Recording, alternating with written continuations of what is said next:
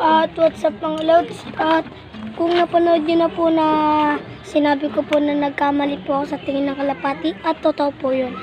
At babaguhin, at sorry po sa mga mga nakakanood nun, gawat po malikot po yung pagbibideo ko. At sorry po talaga.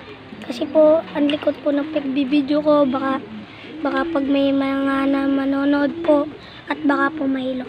At ngayon po papakita na po natin ng ating kalapati. Guys, yung mga kalapati natin. At sabi ko naman po yung naglulugon, ayun po yung lalaki, at ito po maraming batik-batik yung babae. At sa ngayon po napatukan na po natin siya. Kukunin po natin. Baka may potan po eh. Yan po yung lalaki. At ito po guys, mukhang nag-aaway po yung yung mga binibenta. Guys. Ano po guys? Tingnan po guys. Parang nag-aaway po ata. At ito po yung kalapati ni Kiauna din. At ito din po yung kalapati ni Kiauna din.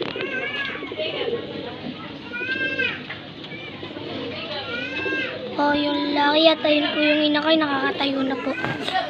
At dito na po natin tatapusin ang ating video. At nagsorry nga po ako at pinakita lang po natin ang kalapati.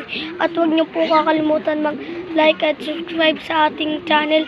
At salamat po sa mga sumusuporta at bye-bye po, salamat.